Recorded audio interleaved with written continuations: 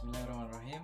Assalamualaikum warahmatullahi wabarakatuh. Nama saya Rega Ramadhani dari kelas 12 IPS 3, nomor urut absen 29. Alhamdulillah, pada kesempatan kali ini saya dapat berbicara di depan teman-teman maupun Bapak atau Ibu guru sekalian. Nah, jadi di sini saya akan menanggapi mengenai berita hoax atau berita bohong yang sedang booming-boomingnya di media sosial. Nah, jadi berita hoax atau berita bohong ini adalah berupa berita yang berseliweran di media sosial yang sedang mungkin viral atau ada di mana-mana.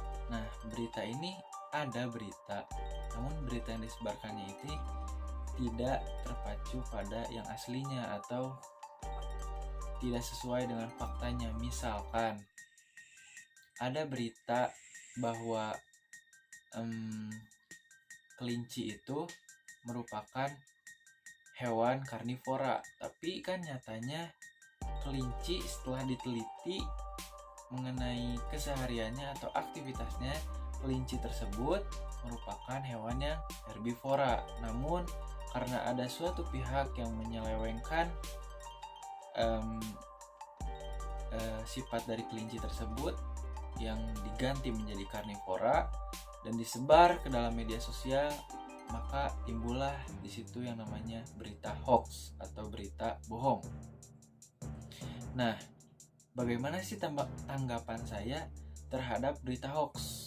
Nah, jadi menurut saya berita hoax ini sangat berbahaya, sangat berbahaya. Kenapa? Karena untuk orang-orang awam maupun jangankan awam lah, orang tua sekalipun atau lansia sekalipun, jika didatangkan berita hoax, maka dia akan langsung percaya. Seperti halnya broadcast yang selalu ada di WhatsApp. Tapi kalau dulu sih ada di BBM ya, tapi sekarang kebanyakan grup-grup orang tua memiliki grup kan. Nah, di situ biasanya diselipkan suatu berita. Misalkan dengan menyebarkan teks ini, maka Anda akan mendapatkan pulsa. Nah, salah satunya yang kayak begitu-begitu. Atau berita-berita mengenai akan terjadinya sebuah gempa atau datangnya sebuah peristiwa yang memang diatur sedemikian rupa sampai-sampai ada dalilnya gitu, tapi jika dibuktikan itu tidak ada, hanya nihil lah gitu. Nah, jadi berita hoax ini sangat berbahaya untuk lansia maupun anak remaja, dan bahkan anak kecil pun dapat terpengaruh oleh berita hoax. Nah, terus maka dari itu berita hoax ini sangat harus diperhatikan dan harus diri kita itu harus diproteksi lah dari berita-berita yang berseliweran di media sosial, karena kita tidak tahu bagaimana selanjutnya kehidupan ini, dan banyak sekali cara orang untuk mempengaruhi orang lain dengan hanya berita begitu.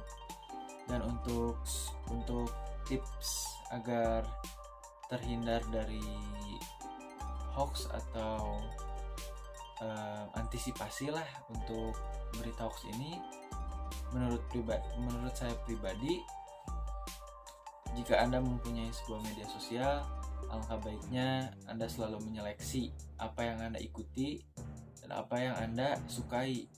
Kenapa? Karena dari situ akan timbul sebuah berita, dan dalam setiap aplikasi itu ada sebuah algoritma atau sistem kayak gitu, yang dimana jika kita mengikuti suatu tren, maka tren itu akan terus muncul. Dan jika kita meminimalisir idola kita atau memilah, maka insya Allah nanti yang timbul adalah berita-berita positif dari idola yang kita sukai begitu. Dan berita hoax ini untuk tips selanjutnya lah ini, tips selanjutnya, jika Anda mendapatkan suatu berita baik di media sosial maupun secara langsung, alangkah baiknya Anda meneliti faktanya terlebih dahulu, asal-usul siapa yang memberikan berita, siapa yang membicarakannya berita itu, siapa yang membuat, dan siapa yang apa yang terjadi dalam berita tersebut. Anda harus selektif atau menyaring semua berita yang ada untuk kedepannya agar lebih baik lagi begitu.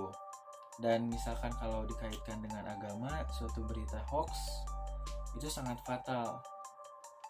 Jadi kalau misalkan ada berita mengenai agama yang dimana Anda kurang sreg, mending jangan Anda ikuti, atau balik lagi lah ke Al-Quran atau Sunnah gitu untuk agama sendiri. Ya paling cukup sekian yang dapat saya jelaskan. Mohon maaf atas kekurangannya. Wabillahi taufiq wal hidayah. Wassalamualaikum warahmatullahi wabarakatuh.